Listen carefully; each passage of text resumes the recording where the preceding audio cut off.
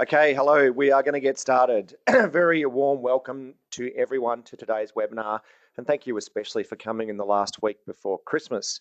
My name is Alexi Lynch, and I'm the business manager at Ironbark Sustainability. And with me here today, I have Keith Harwood and Libby Gleeson, who head up the lighting team at Ironbark and are on hand to answer everyone's questions and my questions. Before we get started, a couple of housekeeping issues. Most people, excuse me, I think have actually been at our webinars before, but just to let you know that only presenters can be heard throughout the presentation. So you can mute yourself if you want, but don't worry, we can't hear you. You can, however, ask as many questions as you like at any time during the webinar by typing them into your GoToWebinar question box. We'll try and answer as we go. Depending on the number of questions, we may wait until the end to answer them. And if we don't have time today, we'll follow up afterwards. Please try and be as specific as possible with your questions. Today, we're in the Melbourne office at Ironbark. We also have offices in southeast Queensland, Western Sydney and Tassie. But in Melbourne, the workshop is being held on the traditional lands of the people of the Kulin Nation, the Wurundjeri people in Melbourne. And so we want to acknowledge them as the traditional owners and pay respects to their elders past, present and emerging, and elders from other communities. Acknowledge that the land that we're on and where we meet is a place of age-old ceremony and celebration and was never ceded. We're currently in the Bulato Nyowinth, or high summer in Melbourne, which is interesting because it's going to get damn hot in the next couple of days. This is the grass flowering season in warm to hot, and this will last until February when it will be late summer. But obviously our summers are coming in a little bit earlier at the moment. Here is today's agenda.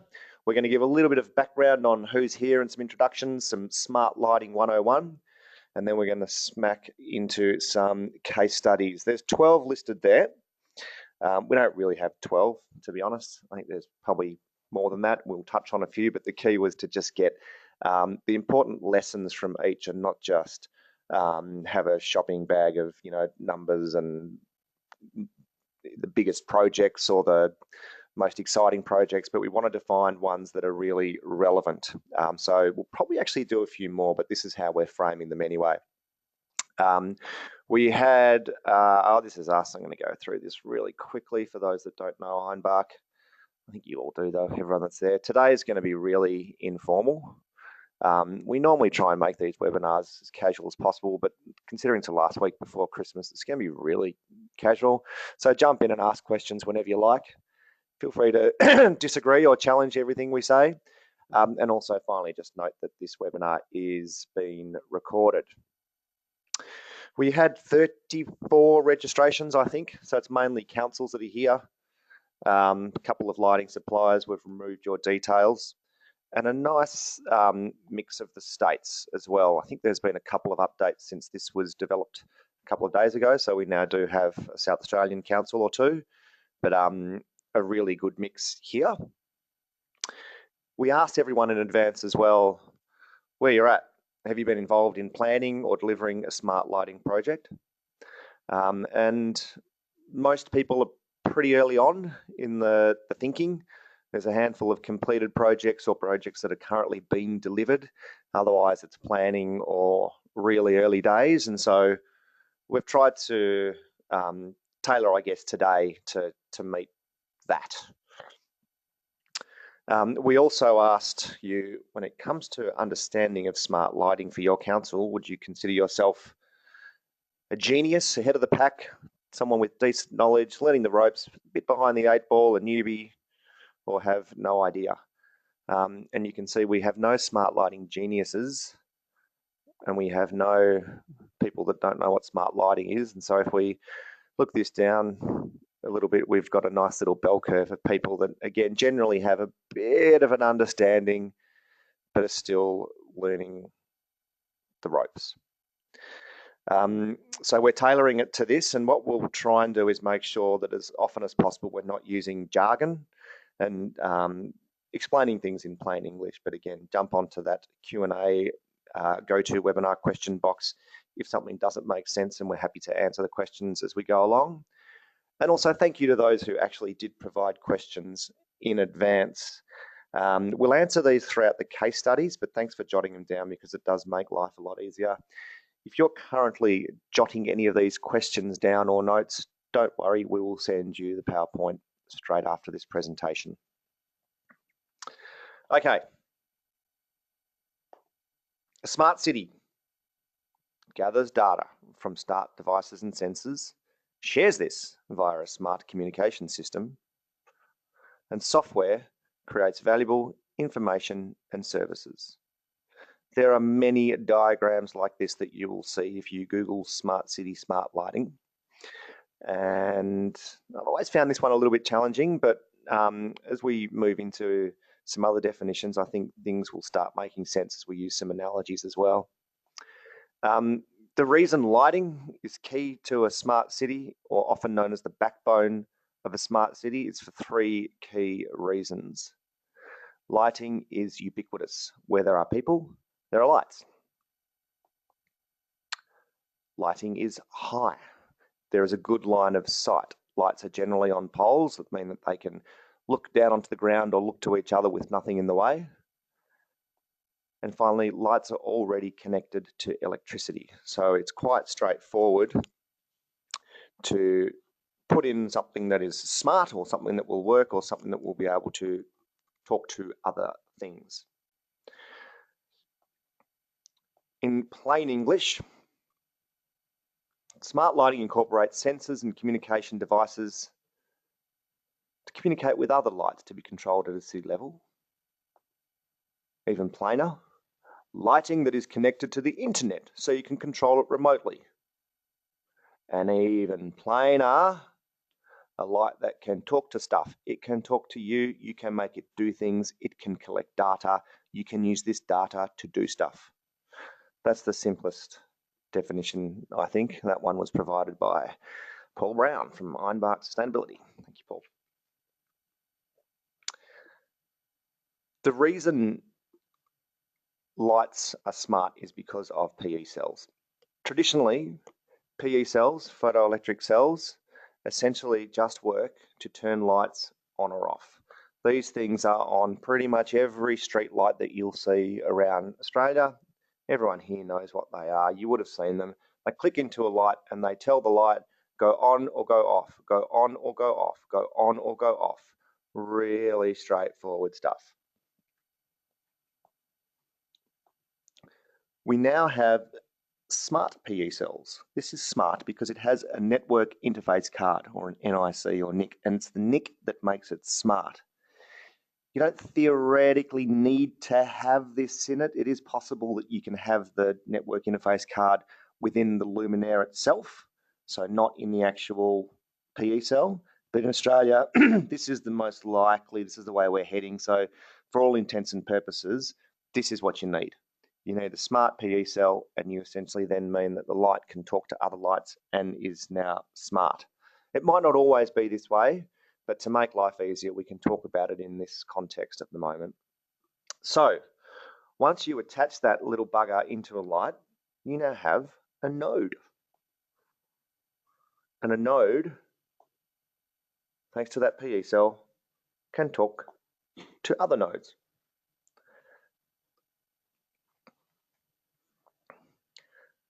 It needs a network to talk to. So the cell can connect by tracking to other cells, or a gateway or a router. You might have seen these hanging off poles. They don't have to hang off smart poles. They can hang off really dumb old poles if you want. And finally, this then connects to a database or a cloud. And so this means that you can access it, manipulate, and you can talk back to the light. A really good analogy is that the light or the node, all those little things on the far left, are kind of like your home devices, your TV, your lights, your computer, whatever it is, your fridge. The gateway is the router, and the cloud is sort of like at work where you can jump online and control your lights or your heater or turn on your DVD player or your fridge or whatever it is. I think that's probably the best analogy. Have you guys ever used any others? No. Okay. Simple as that, hopefully simple as that. Let us know. A lot of councils that are jumping into smart lighting and smart city projects aren't sure whether to develop strategies or not. And it really doesn't matter too much because the fact is they're happening at the same time. Things are innovating and moving quickly. If you have a smart lighting or a smart city strategy or plan that you can refer to make the case to do these things, then great. If not, don't worry, people are innovating, and we've got many real examples of councils that are managing their infrastructure using smart lighting, smart cities, but don't have overriding strategies yet. In Australia, there's about 600,000 odd LEDs that have now been installed. I think it's up to about 30-35% of all P category or pedestrian category lights. So that's quite impressive and is up there with compared to most of the world. Of these 600,000 odd lights, probably about 200,000 or 300,000 have got bases, which means that you can put those smart PE cells in them. So before then, they had either dumb PE cells or they had a base that meant you couldn't actually put a smart one into the future. What that means is that they call it future-proofed or smart ready, and you would have heard that term before. Essentially, the light is there and it might not have a smart cell in it yet, so we can't call it a node. All it does is turns the light on and off, but in the future you could put one in there. There's probably only 40, 50,000 odd enabled LEDs that actually have those smart things in there at the moment. Very few. There's lots of small projects with a couple of hundred or 1,000 here and there, and some of the capital cities. So City of Melbourne has 15,000 odd, and the majority of ACT's 45,000 lights are smart enabled and have the smart cell there, but we're still only looking at 10 or 15% all up. One of the questions we had looking at smart lighting by the numbers, because we have a lot of lights now that have been installed from someone in WA, are the operating costs, maintenance electricity higher for LED than initially first thought? And the straight, clear answer is no, they are absolutely as expected. So with electricity costs, because it's unmetered, you get exactly what you pay for. So all of those lights, all of those projects have seen the electricity savings that were expected because it's done on a modelled basis. It's not actually a meter. The second thing around maintenance is that, the savings have been as expected and in some cases better than expected, noting that maintenance savings come through the tariffs and the tariff negotiations that customers and councils have with distribution businesses. So that depends on how good your negotiation skills are and how good you are at responding to the Australian Energy Regulator's price review processes. But generally, the costs have been a lot less, and the lights that we've seen so far throughout, especially Victoria, 250,000 odd, I guess, we're not seeing anything major, are we? Any concerns? No concerns. No. They're performing absolutely as expected, and the failure rate certainly of the most common light, the street LED, has been a lot lower than expected and modelled when business cases were developed. I hope that answers your question. It's helpful to split up the benefits of smart lighting into direct lighting benefits. So this is actually the light itself, which, for example, can be dimmed or can turn on and off at times, can be used as the asset as a light or can adapt to the surroundings. So if there are people around, it can turn on and off, or you can set it to be on and off at a certain time. So things that are directly related to the light, and also non-lighting benefits. And so these are things like CCTV, traffic counters. Remember, these are little data nodes that can talk to each other. Temperature sensors, air quality sensors, telcos. The ones on the left are probably a little bit more restricted when we're talking about the lighting benefits, but when it comes to the non-lighting benefits, these are the ones where there are dozens or hundreds of projects around the world, and really things open up and the world is your oyster when you talk about all of the non-lighting benefits, of which we will jump into a few today. Any questions? Jump into the Q&A box. None at the moment. Fantastic. And let me know as well if there's any issues with the audio. We've spent a lot of time in the last 2 weeks trying to fix our audio, so hopefully things are okay. All right, let's get into some case studies. So look, we all work with 200, 250 odd councils in any given year in Australia. And we've moved with the industry from doing, LED projects to smart lighting trials and then implementing these things. So we keep a good eye on the case studies that we're involved in and we've worked on, and also those that we haven't worked on, but want to make sure that we're aware of what's going on. It's mainly work in Australia. We sometimes do a bit of work at Ironbark in Asia, America, Europe, and the Middle East, or Abu Dhabi, I think, and Bahrain of certain places. The intention of today is not to go through all of these case studies in detail. You can always go through and Google, or you can call us afterwards if you want more information on any particular one. But what we're doing is just trying to get some relevant case studies and projects and look at the lessons that are really applicable, projects and issues that are topical, and challenges and opportunities that are relevant to Australian councils. So the important thing there is to be sort of cognizant to the opportunities and the restrictions that we face here. So as an example, it's hard to just automatically compare with an amazing smart lighting application in Europe or America because they have different ownership structures. We don't own the lights here. There's a certain distribution business ownership structure regulated by our regulator, the AER, so that has to come into line. We also have really different local government structures. So as people will probably know, the City of Melbourne or the City of Sydney is actually really tiny. Greater Sydney, on the other hand, is of course one of the world's biggest international cities, but it contains a couple of dozen odd cities or councils within it. There are 32 councils in Greater Melbourne. Melbourne itself, the city, only has a population of 150 or 250,000 or something. Whereas when you compare that with New York, Paris, these other places, you've got one authority that controls the whole of the greater city. The difference, of course, we have an exception in southeast Queensland with Brisbane, which is essentially the whole city. But this does mean things different as far as scale is concerned.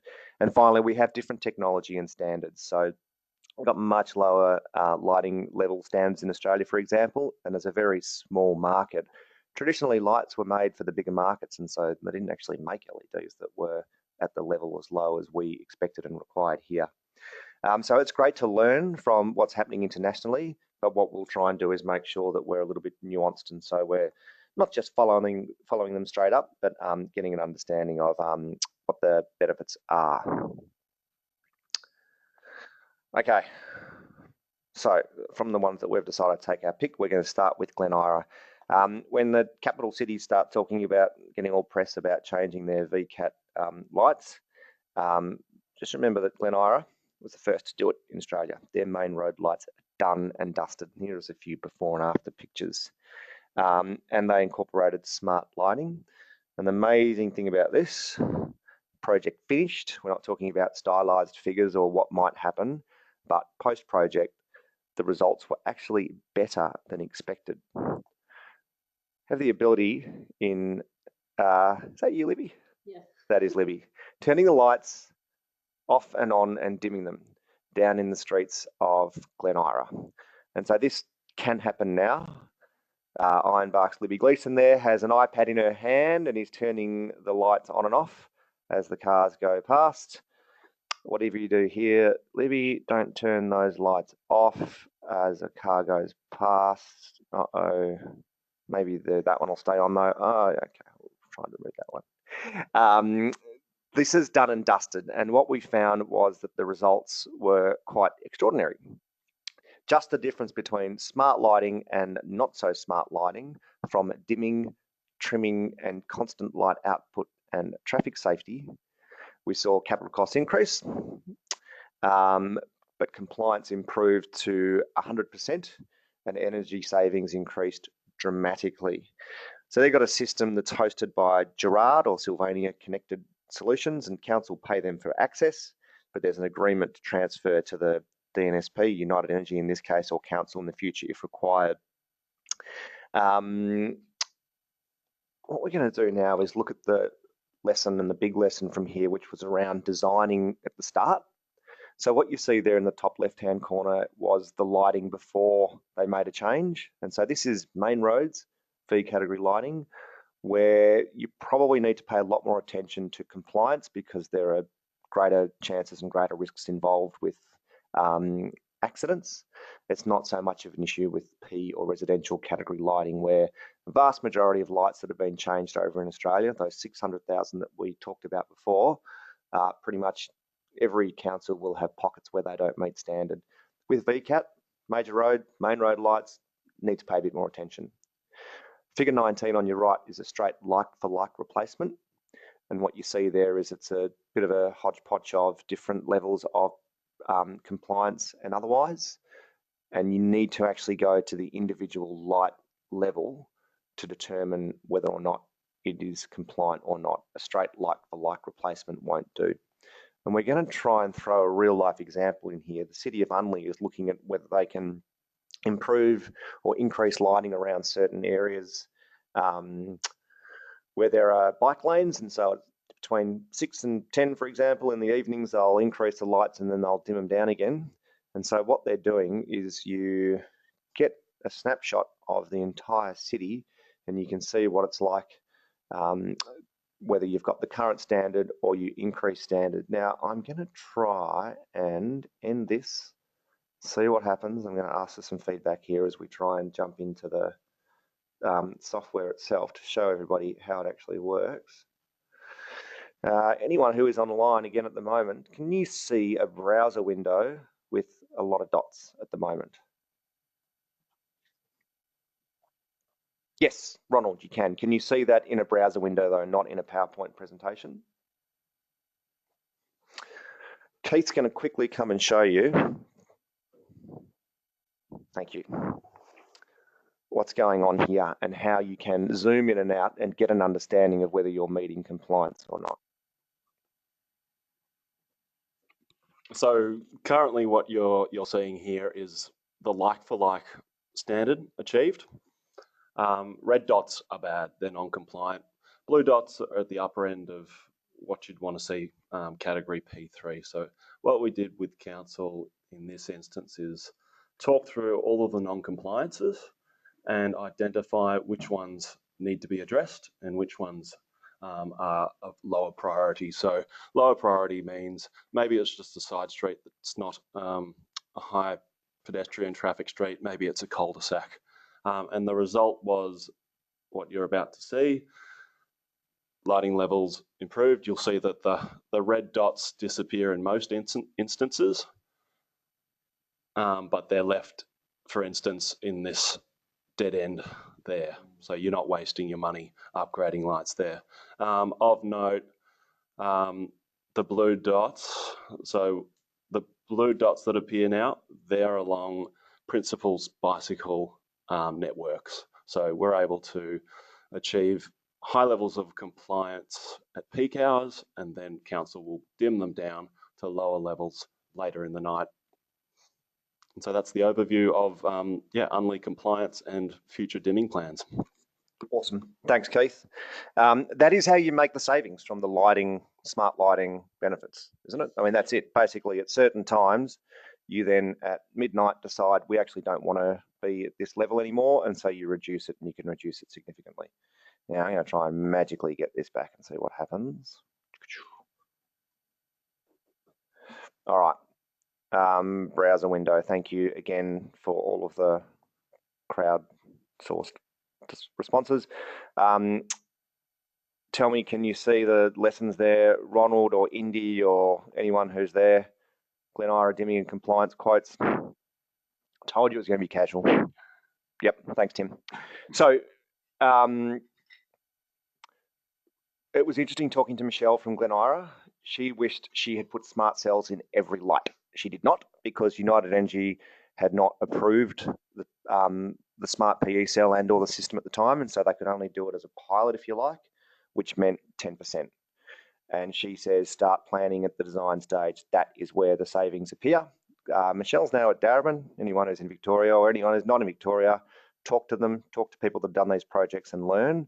City of Melbourne, who spoke at a conference a couple of months ago, said, this was a plea from Ian Dryden. If you're putting up LED street lights, please put up a control system. And that is one thing that has really changed in the last 6 months.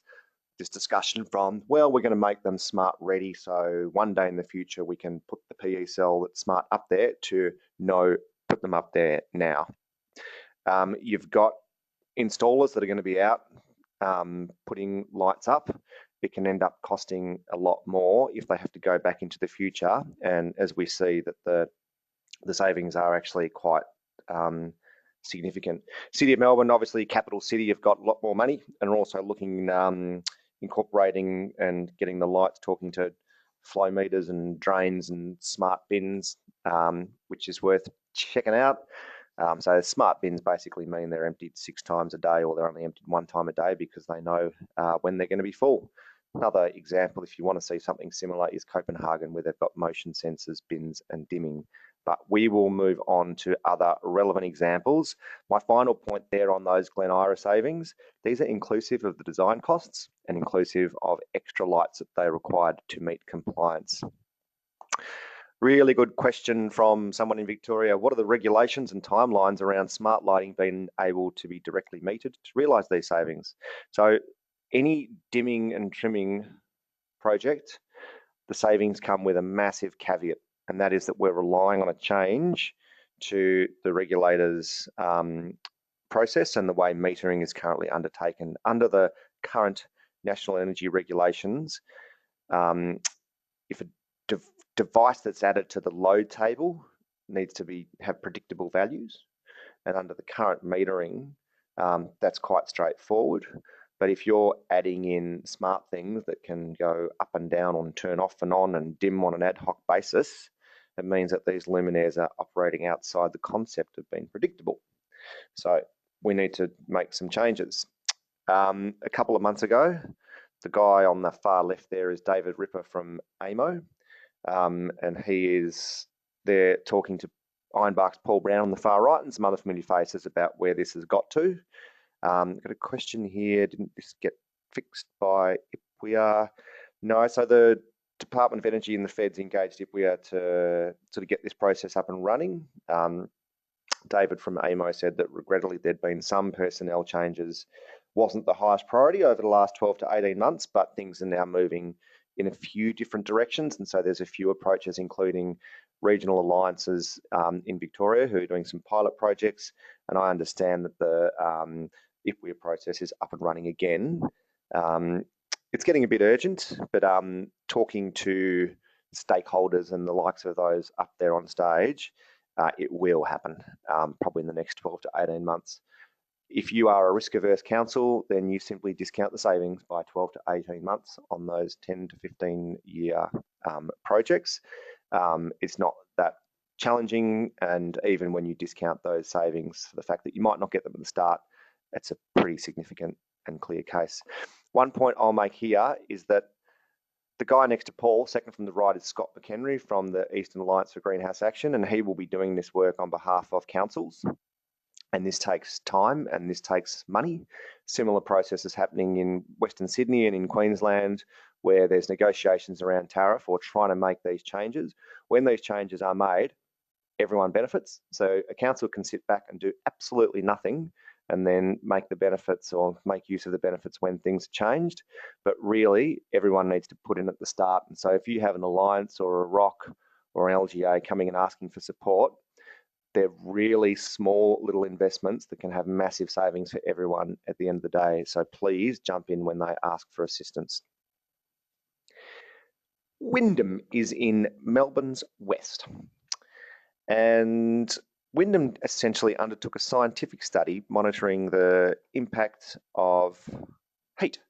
So those little smart cells now are nodes. And one of the things they can do is incorporate temperature sensors, which means that instead of having flyovers to get an idea about heat mapping in your municipality, you can get real-time data and know how hot it is.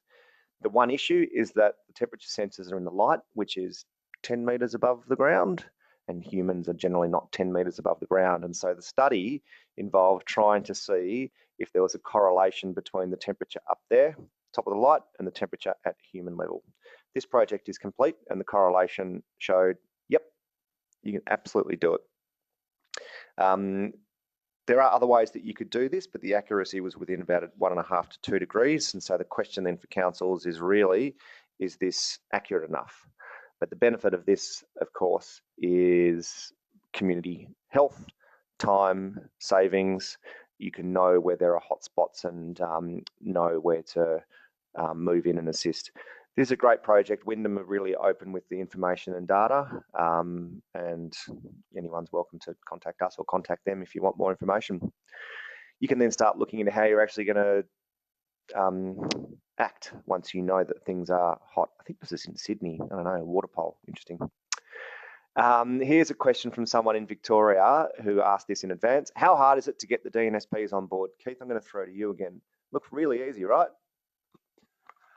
Yeah, I mean, actually for me, it was surprisingly easy to get them on board. The process to actually deliver a project was a bit more difficult, but we've found that if you approach it with a calm manner and meet with them, they have people internally that are raring to go on this. They've certainly got other departments that are a bit scared, but they've always been happy to facilitate trials in any instance we've requested. Thanks, Keith. I know that in South Australia, Sapin are really keen for trials or pilots. Certainly there are, even within distribution businesses, as you say, people that are raring to go and other people that are just scared shitless of, whatever it is, compliance issues. And so they take time just even making a decision on smart lighting providers. But you can absolutely get through it if you want. Just quickly in Adelaide, I think I might just spin through this really quickly. The important thing here is that there's a lot of little awesome projects that are happening in small council areas and small pilots. So Marion in Adelaide is looking at incorporating smart water, sensor-based play and street furniture using a LoRaWAN network. And they are going to share, we've been told, we hope. Adelaide Hills are about to procure some gateways and hook into Smart City Network, working with other councils, looking at things like playgrounds, toilet utilisation, motion sensors and on ovals.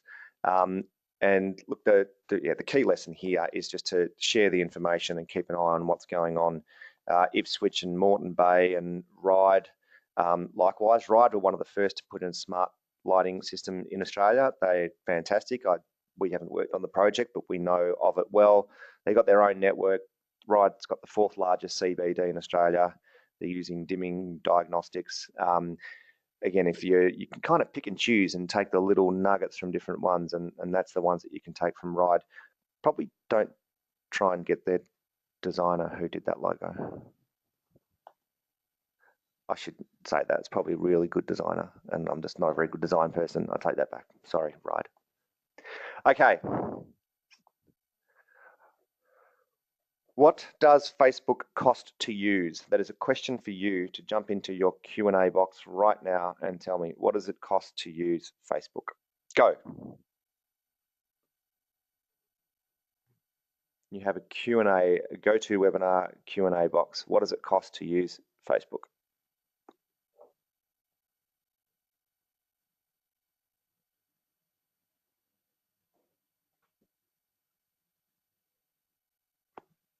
Thank you, Ashish.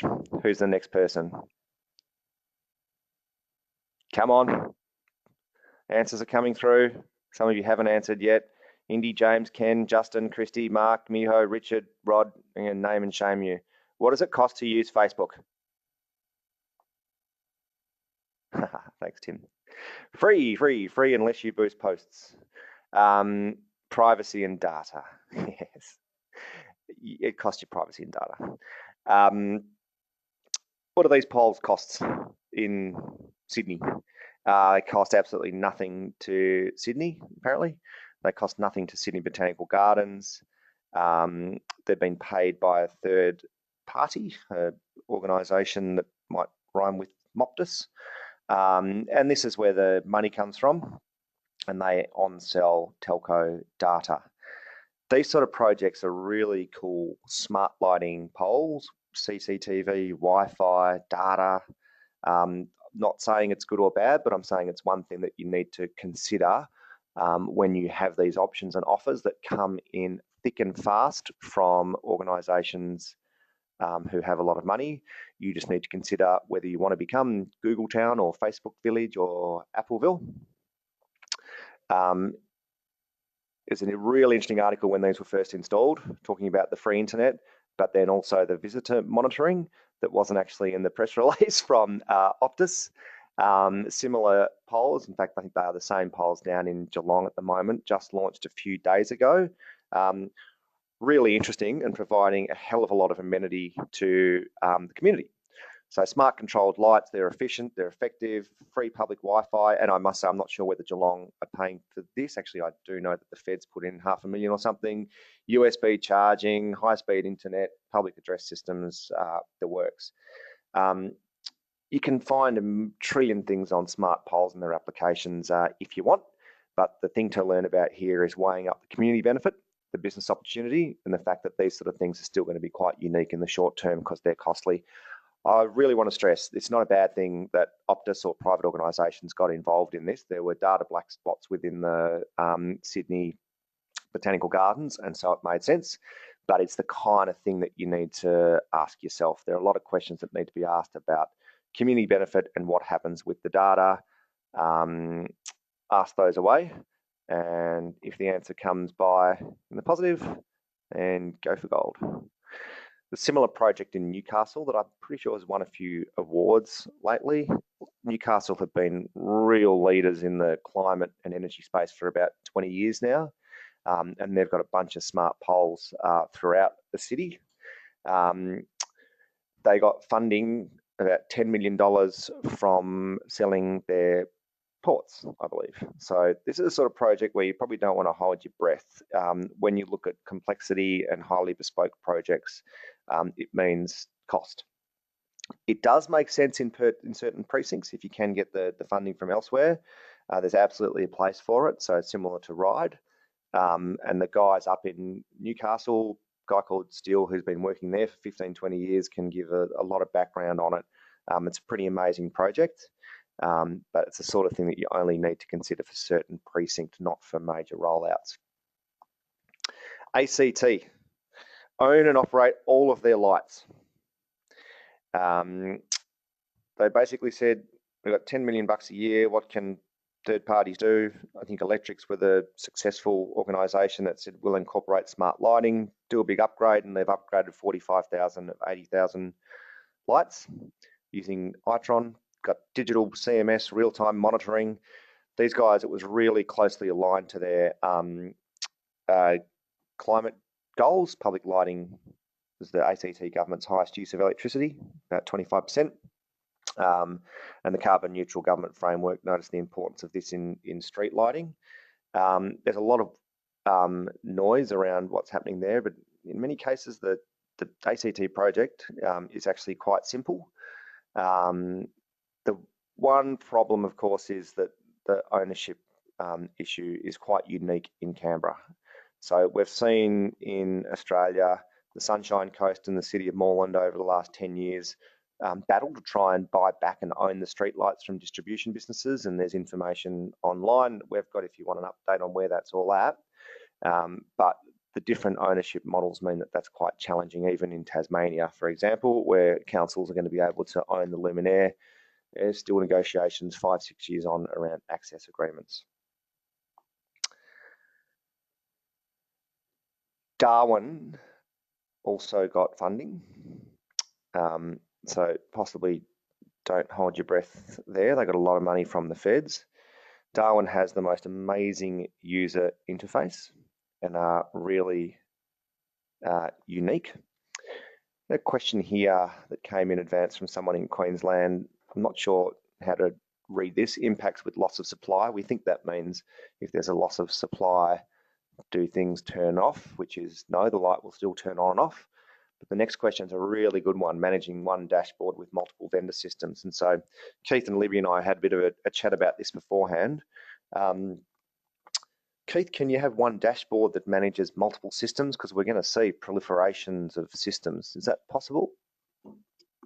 Yes, it certainly can. As long as you procure an open system, an open central management system that allows for the use of APIs, in theory, you could have all of your unmetered street lights on one system, and then all of your metered lights and council-owned smart bins and smart parking sensors on another system, and funnel them through to a single interface, a single asset management interface. So it's very important to make sure you don't get locked out by choosing a closed system during the procurement phase. Thank you, Keith. That is awesome advice. Darwin is unique. And Darwin have got lights that adapt.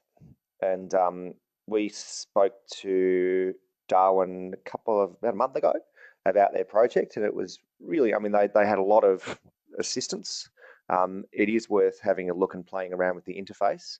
But they had a situation where one night about a month ago, all of the lights within the centre of town suddenly went down in started dimming by 28% on average. And they had no idea. They got complaints, people saying what's going on, why the light's going down. It was only a few days later that they realised that there had been a full moon. And so the lights had actually done exactly what they were supposed to do and adapted to their surrounds and realised, well, there's a lot more light here at the moment. I don't need to be on as much, so I'm going to turn down a little bit. They've also interestingly noted that they've increased the pole life because of less load profile, less load on the electrical foundations. And so they got pretty damn big poles up there in Darwin. 24 metres poles cost 25 grand. And so if you can get a few more years out of that, you can do a lot of good stuff. They were the unexpected infrastructure benefits there. The increased pole life, it's something I guess to keep in mind if you're undertaking a business case, the other sort of benefits. There's that girl from Despicable Me holding her breath. The challenge here is just cost again, and that's what the point is there, similar to Newcastle and probably Sydney and, following what a lot of the capital cities can do. They're great, they're worth keeping an eye on, but just note that they can be really costly. And so, unless there's a lot of federal funding coming around or you're happy to have, big business come and pay for it, it's challenging. I just thought I'd point out around that question around user interfaces. There's a great one in La Trobe, and there's a link to it in the previous slide. You don't have to write this down because we will send it out. It's worth having a look. It's not lighting related, and again, they had a fair bit of funding, but it's a fantastic interface. Okay, we're going to now move out to San Diego. And when they looked at what they were going to do with their lighting, their first question was, what would Google do, or what would Amazon do? And they do that with a lot of stuff in San Diego, which is interesting. They tried to think about how they could be as innovative as possible. San Diego is actually now the largest IoT, Internet of Things deployment in North America, if not the world. And while there are probably 6,000 things we could talk about with San Diego, and it is really interesting, the stuff that they've done around traffic monitoring and management. There's a app that anyone can jump into. It's called San Diego Get It Done. We downloaded it here and had a bit of a play, and it's quite interesting. You can report issues, potholes and dead animals on the ground or whatever it is, and they've got the whole system sorted to help you out. But the best thing, or the thing that we thought would be of value, is how they discussed and sorted out the governance and the privacy. Essentially, it didn't end up being too challenging, but they had a lot of consultation. That bottom left screen says, meeting planned to address street lighting sensors. Actually had a long consultation with the community around what was going to happen with CCTV. They had all the other bells and whistles. They have gunshot sensors, of course, because it's the US. But there was a lot of concern around what would happen with facial recognition, which they decided not to have in their CCTV cameras, but also what happens when those cameras start veering into the private realm. And essentially what they did is they just had a really simple AI that would go through, and it means that the council, so this is someone who's sitting in the box in the city that can monitor any issues or concerns or traffic jams or crime or whatever it might be, but only has access to the public realm. And so there's an automatic filter that comes across anything that's in the private realm. The way they consulted was amazing. Interestingly, they found that it was a real game changer in regards to urban planning. So instead of relying on a hypothetical academic model, something developed a year ago based on information from years ago around traffic or asset management or whatever it is, they now have real-time information from 15 minutes ago. It's an example of how they got unexpected benefits. But again, the key, I think, it's not the bells and whistles so much, but just the way that they opened up all the data. The metadata is available for every single person in the city to use, and you can download Get It Done San Diego now and check it out. Apart from the video, it's the only thing that can't be used, but the governance and privacy stuff is quite interesting and something that you can follow and should follow. Okay, we're getting on to the last couple. We've got Los Angeles here. This is a very famous photo of before and after shots in LA. This one here too. Mind you, we've got our own in Bendigo. This is before and after. The 8,000 odd 80 watt mercury vapors on the left and the street LEDs on the right. 200,000 odd lights already completed, exclusively 3,000 Kelvin to mimic the moonlight.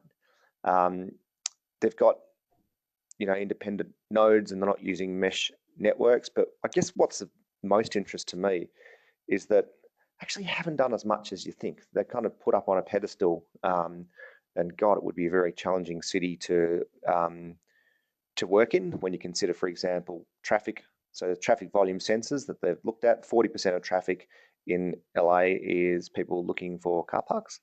But they've got about 10 air quality monitors, 280 odd EV charging stations, 780 odd solar grid, 1,000 odd parking and gas, only 3 cameras, and a couple of crosswalk motion sensors, but like really just a couple looking into gunshot sensors and digital banners.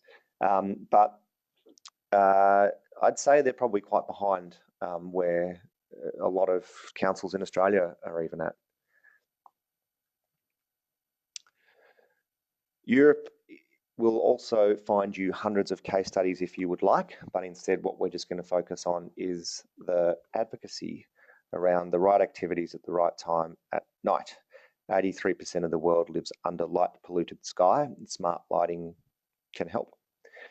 Councils can obviously help when designing cities, and intelligent lighting can provide more control over safety, security, and comfort. And of course, the Northern Europeans are well and truly on top of that and incorporate smart lighting for humans into all of the design. This has had a lot more traction since the blue-white light issues were first raised by the American Medical Association a couple of years ago. So issues around the blue spectrum in light. Have I said that right, Keith? How would you describe it in 15 seconds? There's a challenge. In 15 seconds.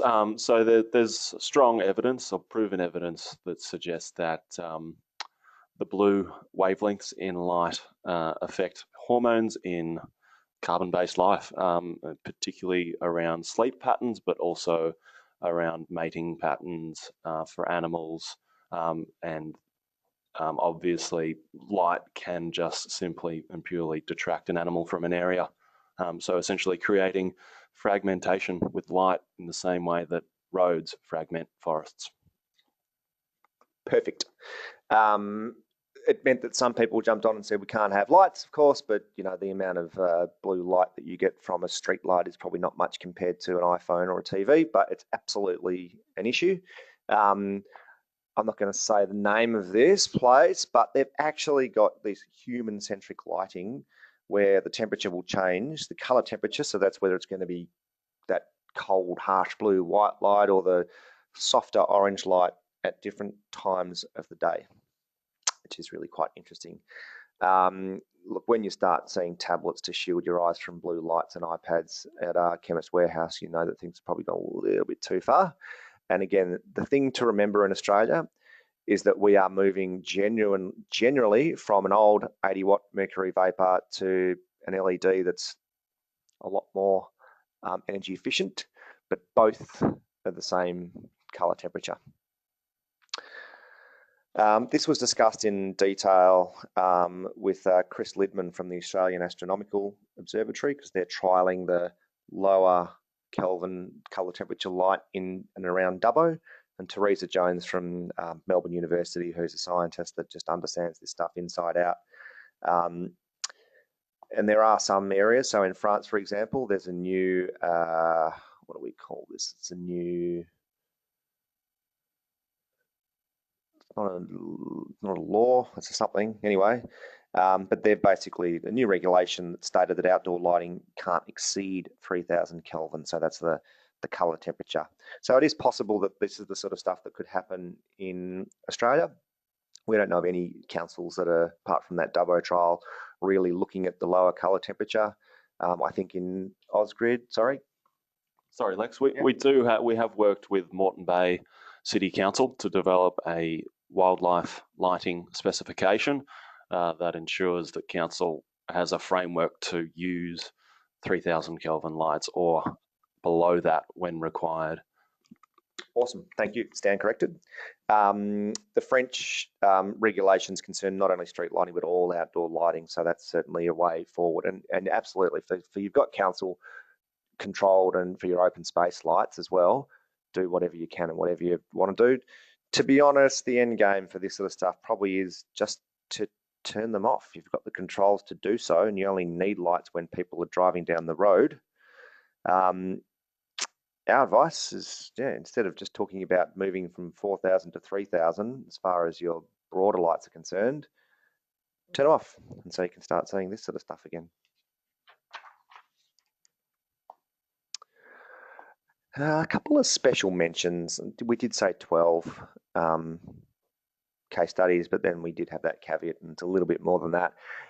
It's worth checking out some cities close to home. So Auckland is big, and Auckland have changed over a couple of about 100,000 of their lights. There are some really interesting examples in India, probably just because of the scale. I don't know if there's going to be much that can be incorporated and taken into Australia. So this is Jaipur in India, but certainly we're talking millions of lights. It's the largest national program in the world, and they had a cyclone Hud a couple of years ago where all these poles and lights were damaged, and they ended up replacing about 500,000 in like a month. So you can always try and use that when talking to your DBs. Might be some safety issues. Kandy in Sri Lanka has motion sensors. Georgia Power is one that comes up frequently in the US and is worth noting because of their lighting as a service model. Again, the challenging thing here is around the ownership. So ACT essentially gone down this path because they owned and operated the lights. And I know that still there are a handful of councils that are looking into the potential of this. And it is something to keep in mind down the track. But if it looks like the negotiations around ownership and management will drag out, we'd suggest it's probably not worth spending too much time. And Chicago, I actually just wanted to put that in there because I like that photo, but they've changed a lot of lights too. All right, some key trends. And this comes from all of those projects, the aforementioned projects, and probably 100 odd that we've worked on this year, including 20 or 30 really cool little interesting smart lighting precinct sort of projects, but also the broader bulk changeovers where you see the massive financial benefits. And some of these trends, I'll stress, are actually really just from the last couple of months, really. The first is to share. Don't reinvent the wheel. If you're doing a project, and there's a lot of councils that tick the we're doing a project box here, and you're not telling others within your region what's going on, or really anywhere in Australia, then it ends up doing the sector a disservice because there ends up being a lot of duplication. Obviously, it's often hard to do this, but the opportunities from sharing are quite extraordinary. Fail. These projects will often fail if they're pilots, and there's nothing wrong with that. And we would, again, stress the importance of sharing the failures. We've seen examples of this where councils have been quite upfront about sharing issue cogeneration in leisure centre failures, and it meant that others we're able to take alternative approaches. There's so many different projects with smart lighting. Please share the failures. Look into the governance. There are some pretty big concerns, I would suggest, in some states around the ownership and management models, especially when working with distribution businesses. For your own systems, your own open space lighting, you can make the decisions yourself based on what your priorities are. But what is happening at the moment is often distribution businesses are making the call, possibly not with as much consultation with councils. It's not to say they're out there making decisions that are going to be deliberately against the issues or well-being of councils and their customers or community members, but it's not as straight out clear. So they might not be looking at community benefit, but more at financial or greenhouse. Smart ready is possibly becoming a bit of a cop-out, and you need to start looking at smart enabled right now. You're turning 100, $150 worth of labour in the future by when you're going to go up and put the smart cell in to $20 of labour now because someone's already there. So all an installer really has to do is scan a QR code, double check something's working.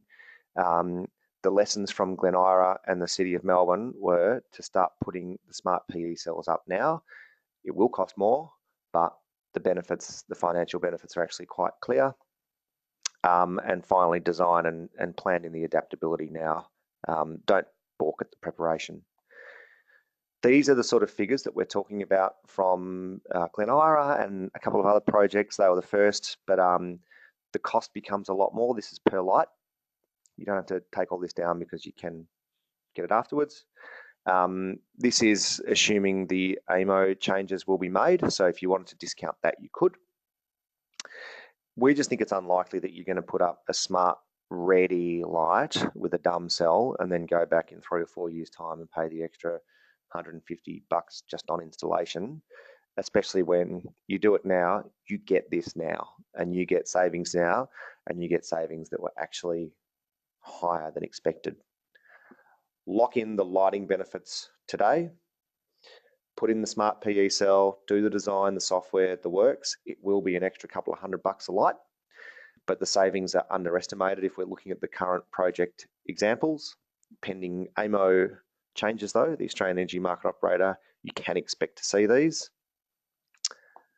And then the rest will be ready in the future, all the non-lighting functionality. Hundreds of applications as you go. You'll be set and ready now or later to reap all of those benefits.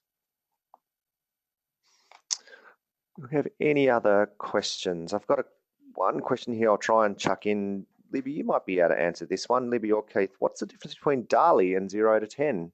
Can you answer that one quickly, or is it a bit more challenging? They're the different drivers within the LED luminaire, and the 0 to 10 volt driver is what's been up until now. Well, it is in most LEDs installed. The DALI driver is a newer driver that isn't approved by any of the DNSPs yet, but it's digital, and it just has many more benefits. Do you have anything to add to that? Yeah, I think one of the key differences when it comes to implementing dimming is that the DALI drivers have a lot more finesse. You've got literally thousands of minute increments you can go with, whereas the older 0 to 10 volts do falter when you try and dim, as we've found in the trial, between 0 and 10% levels and 90 and 100% levels. Someone else just said, I wanted to know that too, so maybe we'll even write an article. Maybe we'll develop a one-pager about that because that's quite an interesting one. Okay, we've hit midday, so we've got expressions of interest. If you want to look at what other programs are doing, I have to jot this down because you can jump on afterwards. But if you want to hear what bit more about these other programs and projects around Australia and the world, jump onto our expression of interest and plug it in. Otherwise, they are the details of Libby and Keith, who know more about this than probably most people in Australia. Otherwise, myself and Paul and the team of about 15, 16 odd people now are here. If you've got any questions to take offline, just give us a buzz. We will endeavour to put this up online in the next month, given it's nearly Christmas. But we'll certainly be sending the slides out to you guys. If you give us some feedback, the feedback will take about 30 to 40 seconds. And you don't need to put your name or your email address or anything, but we just do want to know what was good and what wasn't good, so we can change it if need be. And then you click on that button and you can get the slides with all of the information there. Otherwise, thank you so much for joining us and for the year. Thank you to Keith and Libby for being on hand to answer the questions and to answer the questions in advance.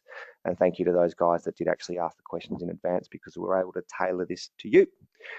Have a great end of the year, and we will see you in 2020. Bye.